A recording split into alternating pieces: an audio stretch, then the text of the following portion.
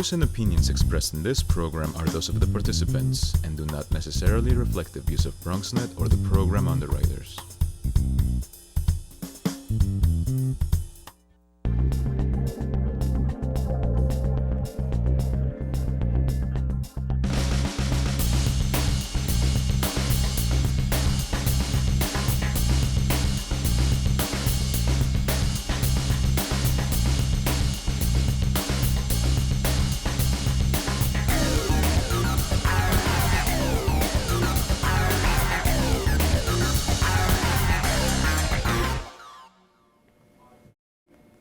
Hello and welcome to Open 2.0. I'm your host, Lacey Dominguez.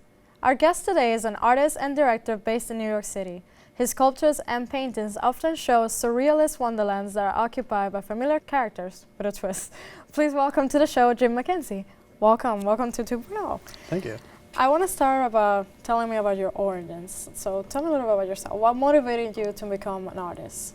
I'm inspired by like music and feelings and stuff like that. But as for motivation, there's nothing too particular that's like motivating me to be an artist. I feel like I've just been an artist my entire life. Not to sound cliche, but and I think like when you're an artist, I'm trying to speak for like multiple artists that it's just something that's in your blood. I feel like, and it's just kind of like I compare it to breathing. Like if you're not breathing, then you're gonna freak out. So if I'm not creating something, I'll kind of like be like, oh, I have to get back to my studio and start making something. So I think that's just my main motivation, where it's just like something that's driving, that just says you have to just keep going. Yeah, we were talking a little off air how like kind of 3 years ago you kind of like decided to start like sculpting more, like creating different characters. How did that process begin? I mean, I've been doing like paintings and stuff like that, and my main job is commercial work. So as kind of a rebellion for doing like stuff with a group team, I want to do stuff mainly by myself. So that sparked the paintings, and from there, an artist named Chet Zar asked me to be in his group sculptural show at Copperell Gallery. It's called Conjoin 4, and I really did not know how to sculpt, so I said yes to the show, and I kind of just forced myself to learn how to sculpt during that process, and I made this dog, which was my dog out of clay. And people seem to like it. I thought it was alright. It's a pretty detailed sculpture. So I can see like you're really focused into like the details of like a. Yeah. I wanted it to really look like. Yeah, realistic. It's very realistic for it to be like kind of surreal, I guess.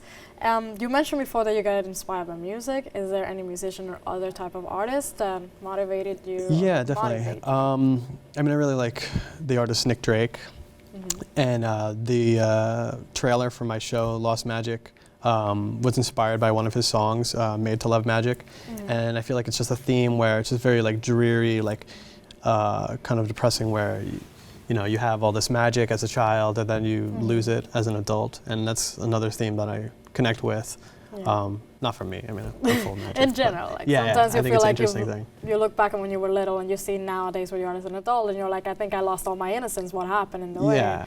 Okay. How do you determine what your next piece is going to look like? I mean, that comes from like just kind of drawing out different sketches. I mean, I want to start off with like an idea that I really am behind. Otherwise, I'm just making something for like the hell of it. So I'll have an idea, I'll sketch it out like on the train or something.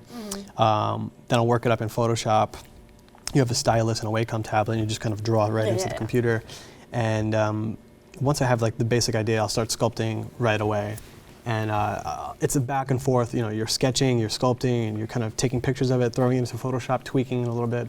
And eventually you'll have something that's a finished sculpture.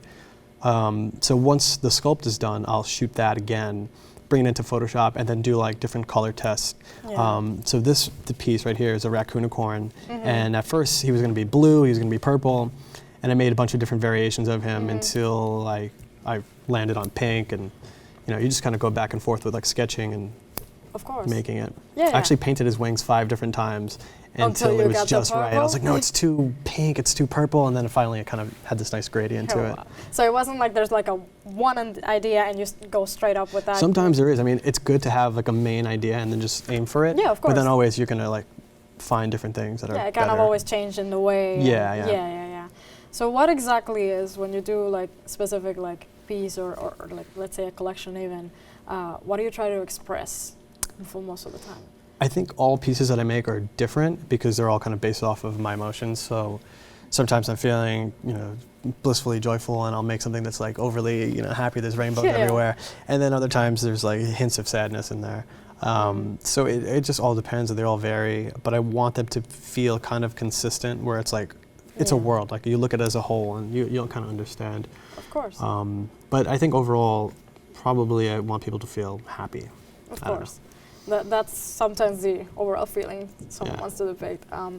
So you mentioned that not only you're an artist, you also do commercial work, and you're a professor at the School of Visual Arts and a director, animator, and even designer for Arm and Nathan Love Studios. Tell me a little bit about that. How's that experience with all of that? It's good. It's crazy to balance all of these things at once, because a lot of people just know me for sculptures and paintings, and then I tell them that I only do sculptures on Saturdays and Sundays, pretty much, and they're like, I thought that was your main job. Like, what's going on? Even I thought that was your main job. Yeah. So I'm at Art and Nathan Love, which is a studio in Soho, and we specialize in like character animation and stuff like that. And I direct commercials there, design, animate, and I pretty much do everything. Like I was editing a commercial, a live action thing last week, and just kind of like odd jobs, but it's really fun. And I think that also translates over to fine art, because I'm kind of working on projects with groups of people, and you get the critiques from people that you wouldn't have done yourself. Yeah. And then you go back home, you start working on like a sculpture, and then you start to kind of cut yourself into like other people, like you have yourself critiquing yourself. Yeah. So it works out.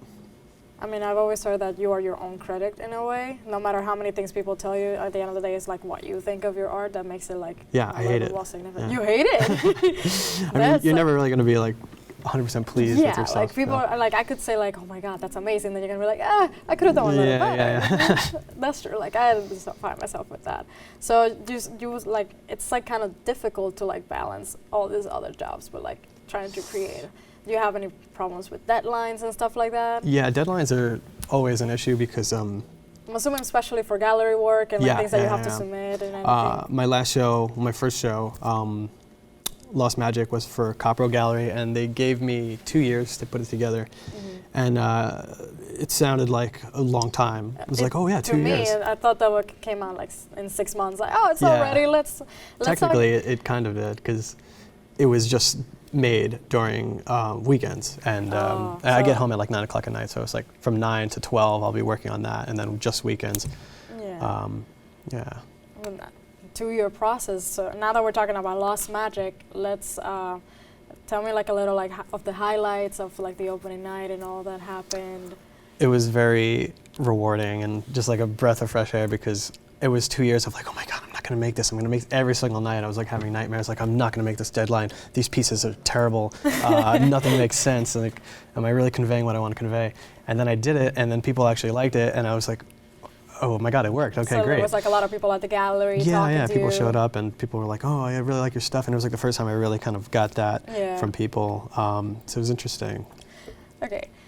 So let's go now to the actual artwork. Let's see some of the images, and let's talk a little about them. So the first piece that we have is The Scarecrow, which you told me was like your most famous one. That's the first one I saw of you, and it's my absolute favorite. Tell me a little bit about what inspired this piece. That piece, I mean, there's a little bit of me in all of my pieces, but for that one, it was kind of a weird moment where I was just feeling like very like, literal sense, tied up in life. And I was just on the train just kind of sketching out characters, and then I sketched this one out.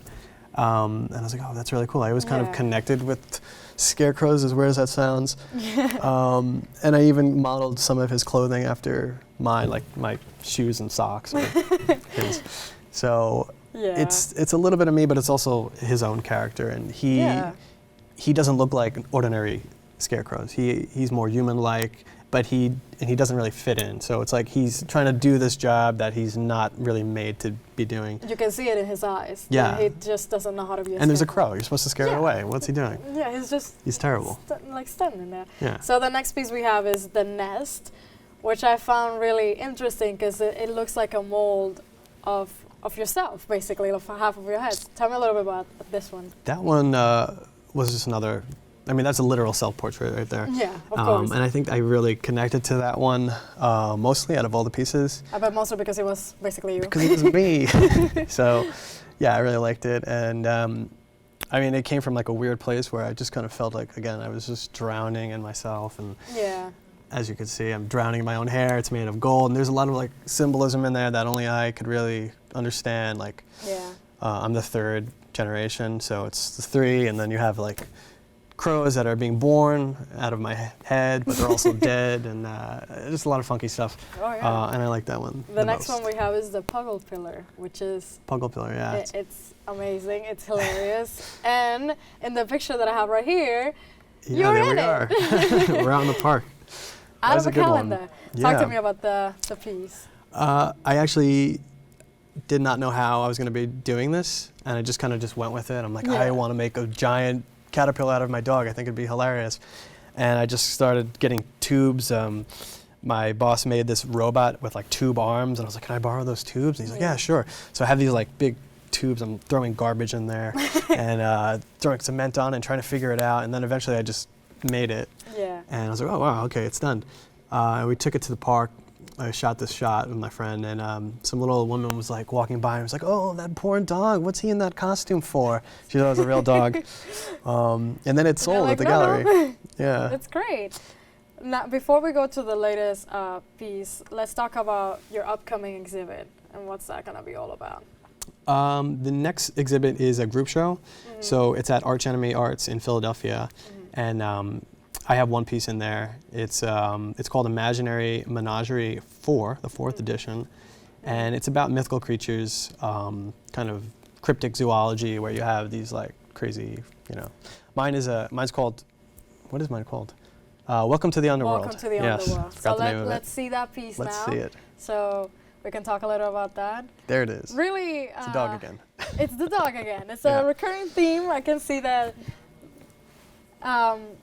Is the heart made of like amethyst? Is Yes, that what it's yeah, called? yeah. It's really quite interesting. So this is gonna be the piece that's gonna be featured on the actual gallery then. Yeah. Yeah. Let's go a little bit more deeper. Like, what do you see your career in the future going? I see it. I still want to keep doing sculptures and making paintings and stuff like that. But I do see more films and directing at a higher level. So possibly stop motion features, stuff like that. Right now, I'm currently working on a script for The Scarecrow. I was gonna ask you, is there gonna be a short film for the Scarecrow? Because there's gonna be a long film for The Scarecrow. long Hopefully, film. we're I would working on love it. to see that. Yeah. And what advice can you give to future artists and sculptors that want to, be part of this field? I would say just jump right into it.